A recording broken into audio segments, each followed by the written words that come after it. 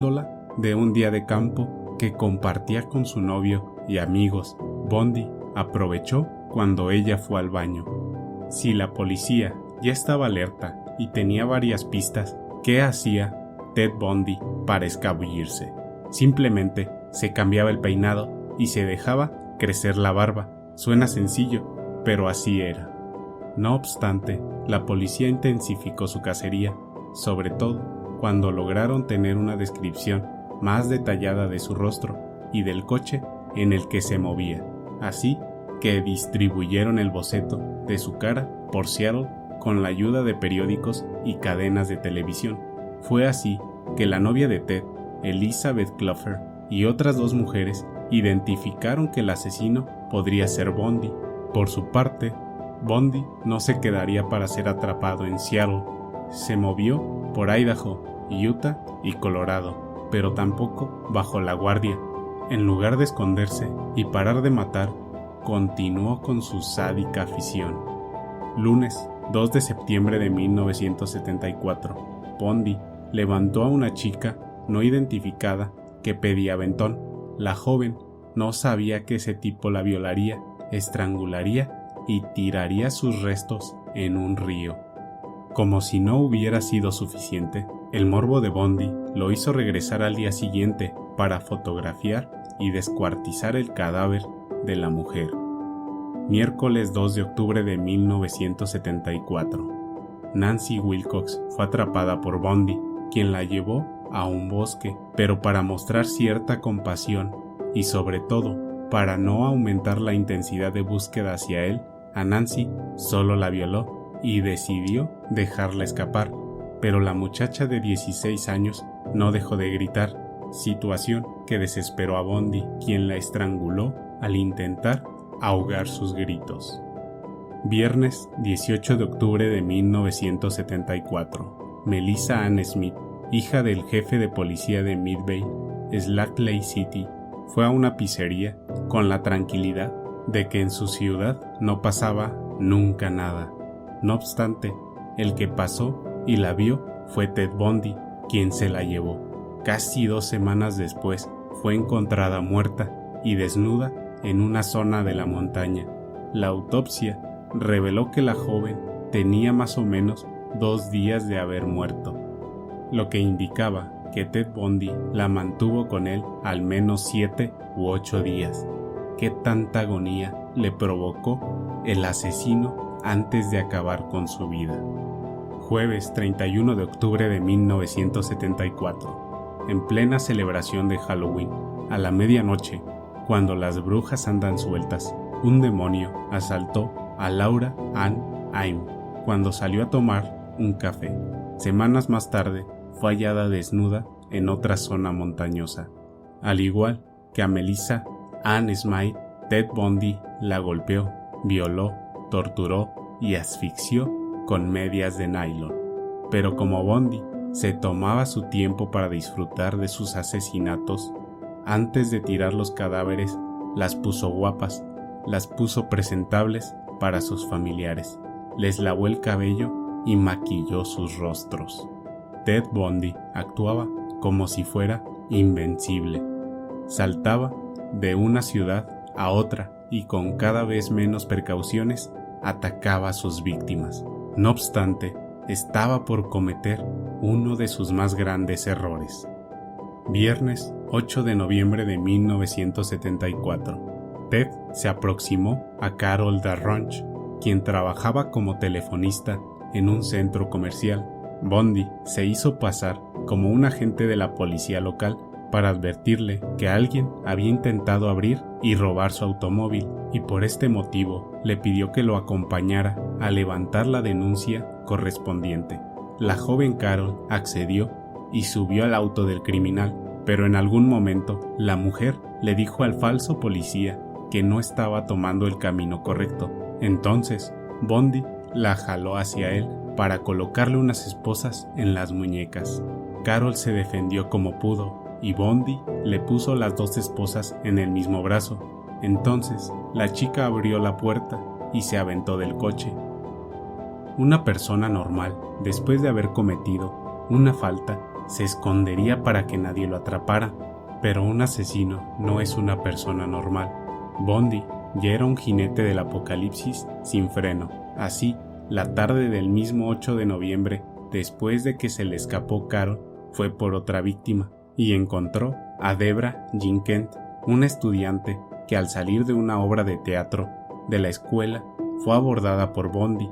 Debra desapareció y su hermano se quedó esperándola con la promesa de que ella lo recogería. Al hacer las investigaciones, varios de los entrevistados le dijeron a la policía que notaron la presencia de un hombre que les había pedido salir al estacionamiento para identificar un coche. No solo eso, la policía halló una llave que más tarde abriría las esposas que Bundy le había puesto a Carol.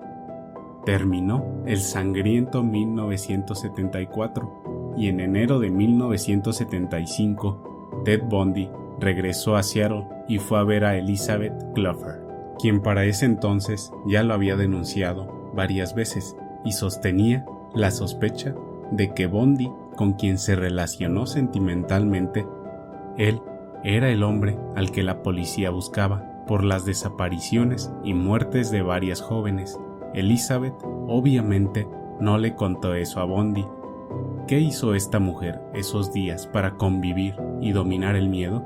De seguro temía de ser lastimada por el sujeto que la acusó. Los señalamientos hacia Bundy eran importantes, pero la policía no estaba segura de tener las pruebas suficientes contra él. Ted, confiado, siguió su obra viajando entre Utah y Colorado. Domingo 12 de enero de 1975. Karen Elaine Campbell trabajaba como enfermera, del mismo modo en el que las personas que se dedicaban a esta profesión. Era una joven de buen corazón, dispuesta a ayudar a los demás. Caminó sola por un pasillo hacia su habitación en un hotel. Desapareció y fue vista de nuevo hasta meses después. Estaba desnuda y sin vida, tirada en un camino cercano al hotel en el que se hospedaba, en un complejo de esquí cerca de Aspen, Colorado. Cuando el forense la revisó, notó una gran cantidad de cortes en su cuerpo, pero su muerte fue ocasionada por golpes contundentes en la cabeza. Sábado 15 de marzo de 1975. Ted Bundy continuó su clásico modus operandi. Aparentó estar lastimado y con muletas. Se aproximó a Julie Cunningham, una joven que era instructora de esquí. El homicida le pidió ayuda para llevar sus botas de esquí hasta su bocho, y cuando llegaron al vehículo la golpeó y la esposó. Luego se alejó con ella en el auto. Julie terminó estrangulada. Su cuerpo permaneció en un sitio solitario hasta que semanas después Bundy regresó a verla, como quien visita en el cementerio a sus seres queridos. Como lo hizo con varias víctimas, practicó la necrofilia con ella, una completa y absoluta locura. Domingo 6 de abril de 1975. Ese día, Dennis Lynn Oliverson jamás pensó que sería la última vez que se calzaría sus sandalias para salir a andar en bicicleta. La mujer de 25 años pedaleaba durante su día de descanso y se dirigía hacia casa de sus padres.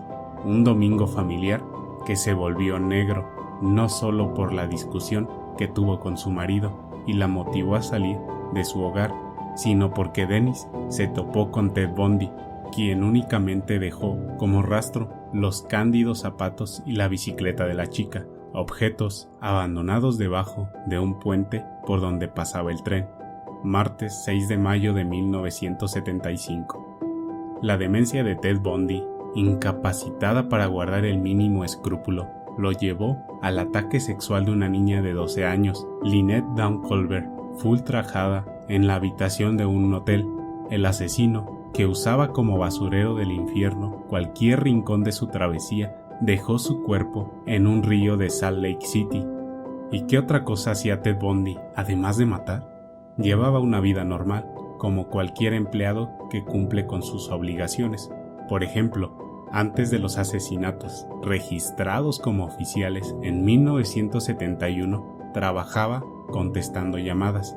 que llegaban al centro de crisis de suicidio de Seattle, y sus compañeras lo describían como un hombre amable, empático y cuidadoso en el trato. Ya en 1974 estaba engarzado su rosario de asesinatos. Trabajaba para el Departamento de Servicios de Emergencia de Washington.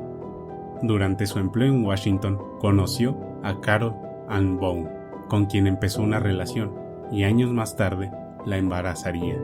Para darnos una idea del carisma de Ted Bundy, que maquillaba al ser despreciable que en realidad era, hay que señalar que en mayo, después de asesinar a la niña Lynette Dawn Colbert, él recibió en su departamento de Seattle Lake City por una semana entera a su novia Carol Ann Bone, quien llegó acompañada por 2 compañeras del trabajo. Además, Bundy mantenía una relación con Elizabeth Clover, quien, a pesar de sospechar de manera importante de Bundy como autor de los crímenes que reportaban los medios de comunicación, y a pesar de haberlo denunciado varias veces ante la policía, se mantenía a su lado, y hasta hablaron de casarse en la Navidad del mismo año. Así era cuando no se dedicaba a matar. Ted Bundy le sacaba jugo a su atractivo físico y a su don de conquistador, porque no solo era novio de Carol Ann Bone y de Elizabeth Clover, también salía con un estudiante de Derecho de la Universidad de Utah, a quien han identificado como Kim Andrews o Sharon Auer. ¿Sería Carol Ann quien lo acompañaría hasta el final? Sábado 28 de junio de 1975. Susan Curtis fue raptada del campus de la Universidad de Brigham Young, al sur de Salt Lake City. Para entonces, los investigadores tenían mucha información, pero todo era un rompecabezas. Decidieron comparar los datos recopilados y usaron una computadora que les ayudó a encontrar coincidencias y, sobre todo, nombres de posibles sospechosos. La máquina arrojó el nombre de Theodore Robert Conwell Bundy, entre otros. El comienzo del fin para Ted Bundy comenzó el sábado 16 de agosto de 1975. Un oficial de tránsito lo detuvo porque no respetó las señales de tránsito. Entonces, al momento de verificar los papeles del bocho, notó que el asiento del copiloto había sido removido de su lugar, y al inspeccionar el interior encontró una máscara de esquí que Ted Bundy justificó como parte de su afición a ese deporte. Una máscara hecha con el nylon de pantimedias, una palanca de metal, unas esposas que supuestamente había hallado entre la basura, un picahielo, bolsas y un rollo de cuerda.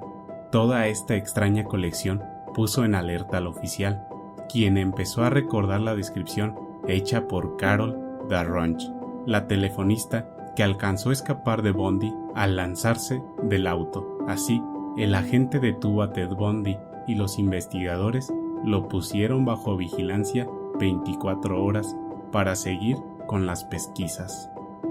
¿Qué tenía que hacer la policía si ya había encontrado al sospechoso número 1? Hallar pruebas contundentes para inculparlo. A pesar de investigar en el domicilio de Bundy, donde encontraron publicidad de la obra de teatro en la que estaba Debra Kent cuando Bundy la atacó, y para obtener mapas de las estaciones de esquí de donde desaparecieron las otras víctimas, no era suficiente. Bundy declaró tiempo después que no entendía cómo los agentes que fueron a su departamento en esa ocasión no se dieron cuenta de las fotos instantáneas que les había tomado a sus víctimas. De manera simultánea, otros agentes viajaron a Seattle para interrogar a la novia de Bundy, Elizabeth Clover, y saber por qué ella sospechaba de él. Entre muchas cosas, Clover les dijo que en su departamento vio cosas que Ted guardaba y que no entendía para qué las quería, sobre todo unas muletas y una bolsa repleta de ropa de mujer. Una pista importante resultó de verificar que en las fechas de las desapariciones de al menos 2 mujeres, Ted Bundy no había pasado la noche con Clover. Bundy debería tener una coartada. Increíble, pero Bundy no fue llevado a juicio de inmediato.